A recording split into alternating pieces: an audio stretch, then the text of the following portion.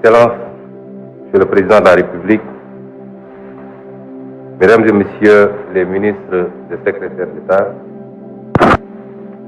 Mesdames et Messieurs les ambassadeurs et tout corps diplomatique confondus, Mesdames et Messieurs les présidents des organisations patronales, des organisations des commerçants, des chambres consulaires et chambres des métiers, Mesdames et Messieurs les directeurs généraux, directeurs nationaux et chefs de service, Mesdames et Messieurs les représentants des partenaires financiers et sociaux, Mesdames et Messieurs les représentants des autorités religieuses et coutumières, Mesdames et Messieurs les représentants des partis politiques et de la société civile, chers invités, je crois que nos talentueux artistes qui viennent de présenter ont pratiquement résumé la journée qui nous réunit aujourd'hui. Il y a des moments dans la vie d'une nation qui transcendent les défis immédiats, des instants où l'ambition collective prend le dessus sur les intérêts particuliers. Aujourd'hui en est un.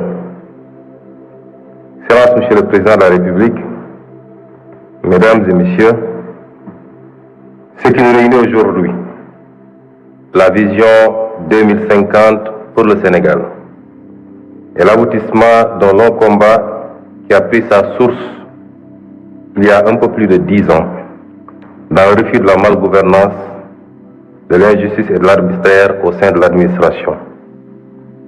Il s'est transformé ensuite en un projet politique solide, ambitieux et progressivement porteur d'espoir. Les Sénégalais l'ont plébiscité le 24 mars 2024 par le choix net porté sur le président Bassirou Diomaye Diakhar Faye à la magistrature suprême. Si nous nous sommes opposés avec résilience pendant tant d'années, c'est que, en patriotes convaincus, nous étions conscients et inquiets des ravages, des mauvais choix, des mauvaises pratiques de nos élites gouvernantes depuis l'indépendance sur notre pays. Au moment du bilan, le constat est celui d'une économie marquée par des décennies de dépendance et de mauvaise gouvernance, où les opportunités pour la jeunesse, les femmes et les entreprises locales ont souvent été sacrifiées au profit d'intérêts personnels. Excellence, Monsieur le Président de la République, vous avez matérialisé votre attachement à une gouvernance transparente et vertueuse des affaires publiques dès votre passation de pouvoir en diligentant des audits, parmi lesquels l'audit des finances publiques, dont les conclusions que nous avons présentées il y a quelques jours ont révélé la gravité des errements coupables du régime sortant. Les fragilités structurelles de l'économie sénégalaise, une dépendance aux ressources extérieures et aux matières premières, un secteur privé trop limité, ainsi qu'une gouvernance administrative souvent inefficace, plombée par la corruption. Après ce courageux exercice de dressage de la situation de référence et de vérité à l'endroit du peuple sénégalais et des partenaires, nous revoilà devant vous pour présenter le nouveau référentiel de nos politiques publiques et sociales. Monsieur le Président de la République, rappelons que vous avez été élu sur la base d'une offre programmatique intitulée « Le projet pour un Sénégal souverain, juste et prospère ». Dès votre installation, vous avez bien voulu nous faire l'honneur de nous confier la passionnante mission d'opérationnalisation des idées innovantes que vous y défendez, pour une rupture qualitative et profonde. Il s'agissait pour vous de poser les fondations d'une transformation systémique par des solutions durables, non pas passées, non pas pensées dans le mode fast-track, mais qui repose sur une vision à long terme, qui transcende les clivages politiques pour refonder le Sénégal sur des bases solides et durables. L'équipe de conception, composée d'experts de la primature et du ministère de l'économie, du plan et de la coopération, s'est immédiatement alors mise en place sous la direction du ministre de l'économie, du plan et de la coopération et du ministre secrétaire général du gouvernement sous ma supervision. À cette équipe est venue s'ajouter l'expertise du cabinet Performance, qui dans un élan patriotique est venu offrir sa contribution à cette phase d'élaboration du référentiel. Ce groupe de travail s'est donné corps et âme sans répit durant ces 4 derniers mois à organiser des retraites, des veilles et même pour aboutir aux résultats qui nous réunissent aujourd'hui. Les choix d'élaboration de ce document reflètent les options fortes de son Excellence Monsieur le Président de la République de faire confiance à l'expertise locale, d'une part, et d'impliquer davantage le secteur privé national dans toute définition et exécution des politiques et programmes publics. Le diagnostic stratégique qui a découlé de ce travail pour notre pays pourrait se résumer en 4 grands mots. Notre modèle ne crée pas de valeur, une croissance d'à peine 0,4% en moyenne du PIB, une gouvernance qui ne favorise pas l'éclosion, 10 entreprises pour 10 000 habitants au Sénégal contre 500 pour 10 000 au Maroc et 709 pour 10 000 à Singapour, une population active mais peu productive, 80% sont des ouvriers, commerçants ou artisans, le privé génère 2 fois moins d'emplois que le public. Un modèle social inéquitable.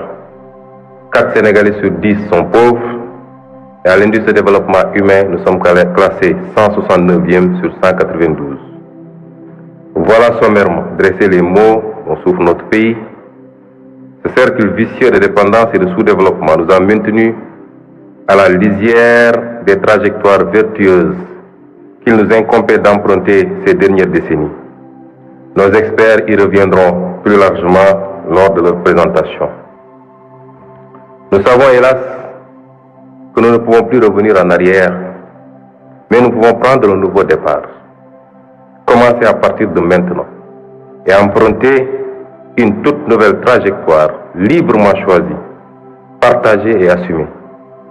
C'est la haute et noble ambition fixée par Son Excellence le Président Bassirou Diomaye Diakhar Faye.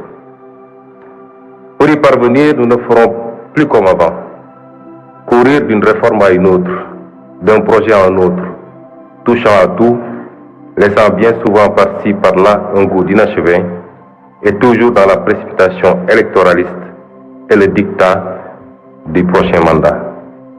Nous avons pris le pari d'adopter un nouveau modèle de développement sur le long terme, reposant d'une part sur un État stratège qui favorisera grandement le développement de filières compétitives, de pôles territoires viables, avec des villes épicentres et un secteur privé national fort. Comment y parvenir? Notre approche repose sur une transformation systémique, incluant bien entendu une plus grande responsabilisation de nos concitoyens d'ici et de la diaspora.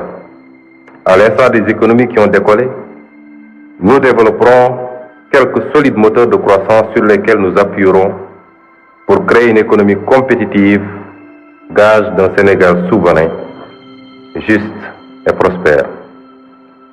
Nous l'illustrons en vous présentant l'arbre qui symbolise et synthétise notre vision 2050. Voici le baobab, emblème national. 4 parties principales composent cet arbre majestueux, familier dans nos paysages.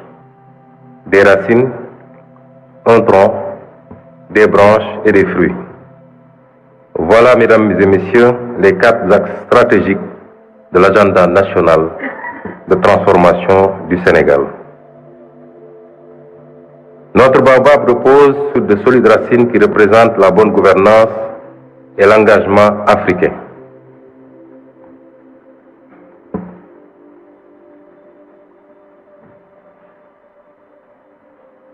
Bonne gouvernance et engagement africain. jëmale ci askan wi maanaam jub jubbal ak jubbanti loolu mooy indi jàmm ak dal ci noonu itam lañuy gën a dooleel lëkkaloo gi am ci suñ diggante ak yeneeni réewu Afrique yi ñu mën a àndandoo liggéey ngir mën a yegg ci mébét yi ñu bokk. Et le solistron du Baobab représente un aménagement optimal et un développement durable. Aménagement et développement durable mooy fexe ñu mën a seddale tabax yi ak service yi ci diwaan yépp su ko defee gox bu nekk mën a yokk ci anam wu dëppoo ak liñ bëbët dafay ànd ak tabax dëkk yu méngoo ak sunuy bëgg-bëggu ëllëg ci jamono jooju faaw ñu aar xeewali jaww ji ngir ñu bañ a jeex boole ci defar dëkk yu mën a dëppoo ak bëgg-bëggu tey te bañ a sànk ëllëg. Mesdames et messieurs, les branches fournies représenteront notre capital humain de qualité et la garantie de l'équité sociale. Capital humain de qualité et équité sociale maanaam gën a sukkali njàng ak tàggat ngir jox askan wi xam-xam bu am njariñ ba noppi ñu gën a yamale askan wi ku nekk mën a am paj ak kaaraange bu ko weesoo ñu fexe ba kenn bañ a des ginnaaw ci yokkuteg réew mi. Et les fruits enfin qui représentent notre option de bâtir une économie compétitive. Économie compétitive li ñu jublu mooy Sénégal bu moom boppam jub te am naataange ànd ak koom-koom gu am taxawaay maanaam sos koom-koom gu mën a joante ak àddina si loolu dina gën a dooleel barabi yokkute yi gën a yombal liggéey yi gën a yombal dundinu askan wi su réew mi jàppale secteur privé bi mu am doole ba noppi fexe moom boppam ci wàllu koom-koom loolu dina tax alal ji am njariñ ci askan wi ci noonu lañuy gën a yombalee ay liggéey ak ay gis-gis yu bees ci dëkk bi. Chacun de ces axes qui vous sera détaillé tout à l'heure constitue un pilier sur lequel on pourra s'appuyer pour arriver à un Sénégal souverain, juste et prospère. La nouvelle stratégie de développement pour les 25 prochaines années, grâce au scénario de rupture que nous proposons, devrait donc conduire à terme à récolter les fruits de notre baobab. Un Sénégal souverain, juste et prospère, c'est une nouvelle trajectoire de développement. C'est des moteurs de croissance en pleine expansion. C'est enfin une nouvelle carte économique et de nouveaux corridors. Monsieur le Président de la République, distingués invités, il ne me reste plus qu'à laisser la place à nos experts pour vous fournir plus de détails sur le nouveau référentiel. La présentation se fera en 3 étapes.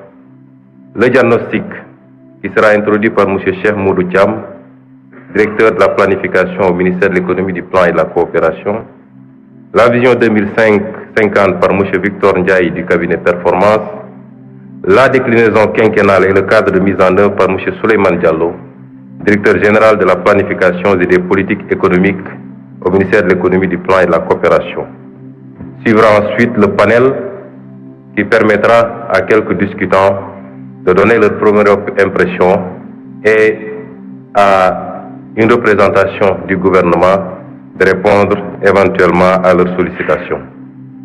On souhaiterait aussi que le panel se passe en langue nationale ou alors que ça passe d'une langue à une autre pour qu'il soit le plus inclusif possible et que pour que le maximum de Sénégalais puissent comprendre les enjeux de cette journée. Je vous remercie de votre aimable attention.